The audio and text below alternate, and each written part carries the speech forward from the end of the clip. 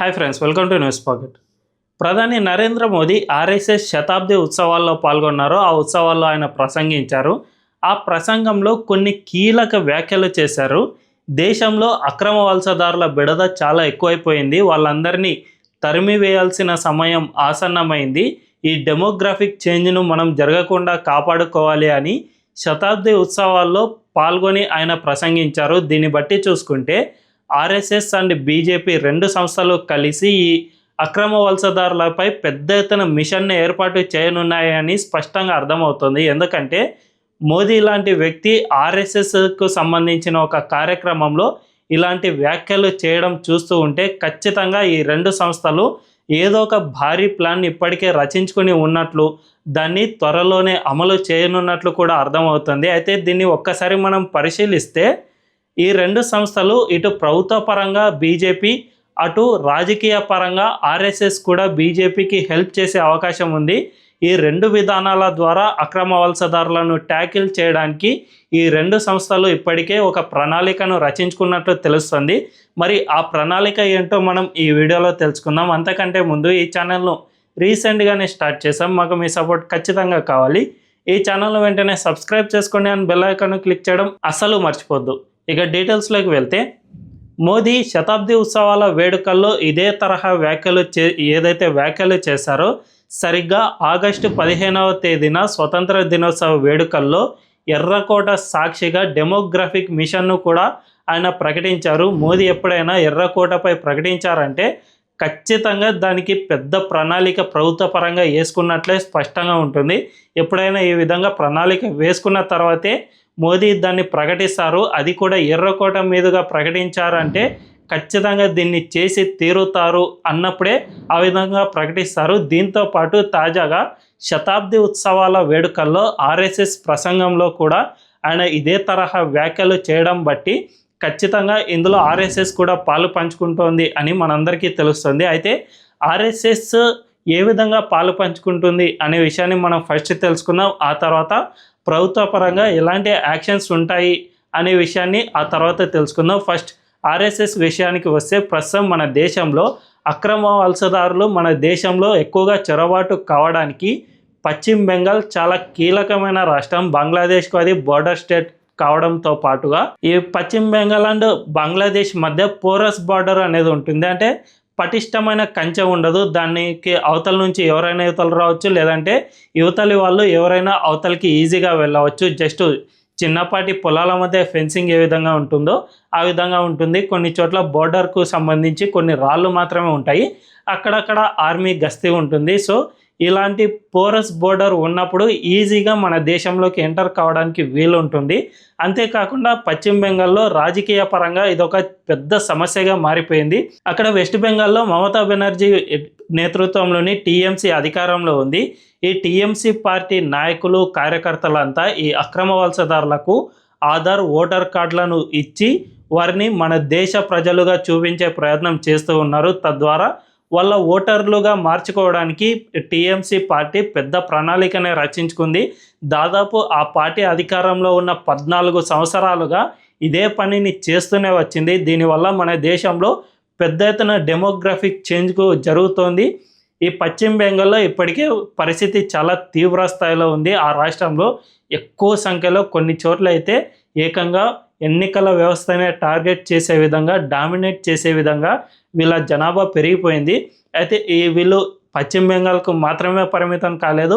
దాని పక్కనే ఉన్న జార్ఖండ్లోని ఈ గిరిజన ప్రాంతాలు, సంతాల్ పరగన అనే గిరిజన ప్రాంతాల్లో పెద్ద ఎత్తున ఈ డెమోగ్రాఫిక్ చేంజ్ అనేది జరుగుతుంది. జార్ఖండ్ హైకోర్టు కూడా గతంలో దీనిపై హెచ్చరించింది. అంతేకాకుండా దేశంలో ప్రతి చోట ఈ అక్రమ వలసదారులు వచ్చి నివాసం ఉంటూ ఉన్నారు. వీరిని కాపాడుకోవడానికి మమతా బెనర్జీ ఏకంగా అసెంబ్లీ సాక్షిగా పెద్ద ఎత్తున రగడ సృష్టించారు. వాళ్ళంతా బెంగాలీ మాట్లాడే ప్రజలు, వారిపై బీజేపీ పాలిత రాష్ట్రాలన్నీ ఇది ప్రెజర్ చేస్తూ ఉన్నాయి, వాళ్ళను అక్కడ ఉండనివ్వకుండా చేస్తూ ఉన్నాయి అని పరోక్షంగా అక్రమ వలసదారుల గురించి ఆమె అసెంబ్లీలో పోరాటం చేసిన పరిస్థితిని కూడా మనం రీసెంట్గానే చూసాం. అయితే వాళ్ళంతా నిజంగా బెంగాలీలే అయితే మన దేశంలో ఎవ్వరు కూడా వారికి అభ్యంతరం చెప్పరు. కానీ వాళ్ళంతా బంగ్లాదేశ్ నుంచి మన దేశంలోకి ఇన్ఫిల్ట్రేట్ అయిన అక్రమ వలసదారులు కాబట్టి బీజేపీ పాలిత రాష్ట్రాలు వారిని గుర్తించి వారిని తమ దేశానికి తిప్పి పంపే ప్రయత్నం చేస్తూ ఉన్నాయి. కానీ మమతా బెనర్జీ జస్ట్ తన ఓటు బ్యాంకు కోసమే ఈ విధంగా వాళ్ళందరినీ మన దేశంలోనికి రాణిస్తూ ఉన్నారు. అయితే ఇది దేశానికి చాలా పెద్ద ప్రమాదంగా మారుతుంది. దీనివల్ల డెమోగ్రఫిక్ చేంజ్ జరుగుతుంది.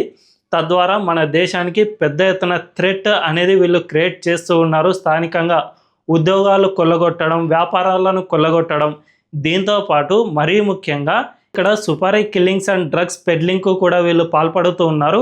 ఈ విధంగా తీవ్రమైన నేరాల వల్ల వాళ్ళని మనం సరిగ్గా పసిగట్టలేం కూడా. వాళ్ళకు సంబంధించిన ఐరిష్ వేలి ముద్రలు ఇలాంటివి ఏమి ఉండవు. కాబట్టి ఒక్కసారి ఇక్కడ సుపారీ కిల్లింగ్ చేసి ఒక్కసారి బంగ్లాదేశ్ బార్డర్ దాటేస్తే ఇక వాడిని పట్టుకోవడానికి అస్సలు వీలు కాదు. ఈ విధంగా మన దేశానికి పెద్ద ఎత్తున వీళ్ళు థ్రెట్గా మారుతూ ఉన్నారు. దీన్నే నరేంద్ర మోదీ ఆర్ఎస్ఎస్ సమావేశంలో కూడా చెప్పారు. సో మమతా బెనర్జీని ఎలాగైనా ఓడించాలి అని ఆర్ఎస్ఎస్ ఇప్పటికే కంకణం కట్టుకుని ఉంది.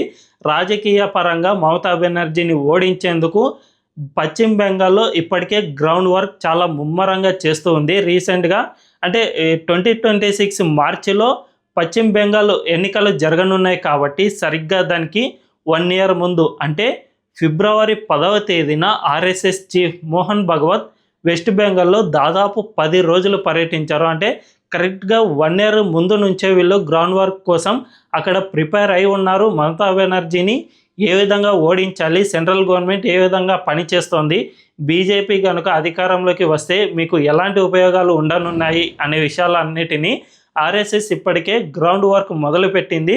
ఆ తర్వాత బీజేపీ కూడా ఈ ఎన్నికల దగ్గరకు రాగానే బీజేపీ వర్క్ చేసి మొత్తాన్ని పశ్చిమ బెంగాల్ మొత్తాన్ని రాజకీయ పరంగా ప్రక్షాళన చేసి తాము అధికారంలోకి వచ్చిన తర్వాత ఈ ఇన్ఫిల్ట్రేషన్ అనేది దాదాపు ఆగిపోతుంది. అంటే ఇప్పటివరకు దేశంలో వచ్చిన వాళ్ళ సంగతి అటుంచితే ఇక్కడ నుంచి మన దేశంలోకి వచ్చే వాళ్ళను పశ్చిమ బెంగాల్లో ఫస్ట్ గేట్వే ఎక్కడుందో ఆ గేట్వేను మూసివేసినంత పని చేయవచ్చు. కాబట్టి బీజేపీ అండ్ ఆర్ఎస్ఎస్ పశ్చిమ బెంగాల్లో ఈ గ్రౌండ్ వర్క్ ఇప్పటికే స్టార్ట్ చేశాయి.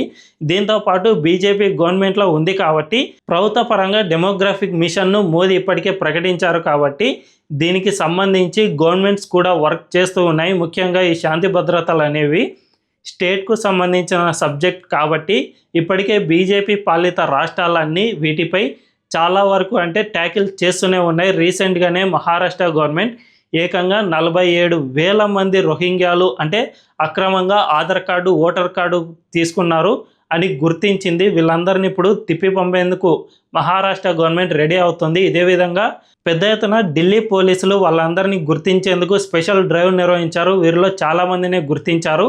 ప్రభుత్వ పరంగా అంటే లెఫ్టినెంట్ గవర్నర్ కూడా గతంలో ఈ విధంగా అక్రమ వలసదారులు ఎవరైతే ఉన్నారో వారికి స్కూళ్ళలో అడ్మిషన్లు కానీ, ఆరోగ్య పరంగా వారికి డేట్ ఆఫ్ బర్త్ సర్టిఫికేట్లు కానీ ఇలాంటివి ఏమి ఇవ్వకూడదు అని కొన్ని ప్రభుత్వ పరంగా కూడా నిర్ణయాలు తీసుకున్నారు. అదేవిధంగా గ్రౌండ్లో పోలీసులు కూడా వర్క్ చేస్తూ ఉన్నారు. ఇప్పుడు అక్కడ బీజేపీ గవర్నమెంట్ ఉంది కాబట్టి ఈ వర్క్ మరింత ముమ్మరంగా జరుగుతుంది. అండ్ యూపీ, మహారాష్ట్ర, రాజస్థాన్, గుజరాత్, మధ్యప్రదేశ్, అస్సాం ఇలా అన్ని రాష్ట్రాల్లో బీజేపీ పాలిత రాష్ట్రాలు చాలా మెరుగ్గా ఈ అక్రమ వలసదారులను గుర్తించి వెనక్కి పంపించే ప్రయత్నం చేస్తూ ఉన్నాయి. సో ఈ విధంగా ఒకవైపు గవర్నమెంట్ తన వర్క్ తాను చేస్తూనే బీజేపీ గవర్నమెంట్, మరోవైపు రాజకీయ పరంగా కూడా ఆర్ఎస్ఎస్ అండ్ బీజేపీ కలిసి వెస్ట్ బెంగాల్లో తాము అధికారంలోకి వస్తే తప్ప ఇందుకు గేట్వే అంటే ఈ అక్రమ వలసదారులకు గేట్లు మూసుకుపోవు. కాబట్టి ఇద్దరం కలిసి వర్క్ చేద్దాం అని ఇప్పటికే గ్రౌండ్ వర్క్ కూడా స్టార్ట్ చేశాయి. అందులో భాగంగానే ప్రధాని నరేంద్ర మోదీ ఆర్ఎస్ఎస్ శతాబ్ది ఉత్సవాల్లో సరిగ్గా ఇదే తరహా వ్యాఖ్యలు చేశారు. అక్రమ వలసదారులపై మేము ఎట్టి పరిస్థితుల్లో వారిని ఉపేక్షించాం, వారిని తరిమి వేసే వరకు మేము ఆగబోము అని మోదీ చేసిన వ్యాఖ్యల వెనుక ఇంత పెద్ద కసరత్తే దాగి ఉందని చెబుతారు విశ్లేషకులు. ఈ వీడియో కనుక మీకు నచ్చినట్లయితే ఖచ్చితంగా మా ఛానల్ను సబ్స్క్రైబ్ చేసుకోండి అని బెల్ ఐకాన్ క్లిక్ చేయడం అస్సలు మర్చిపోద్దు. Thank you.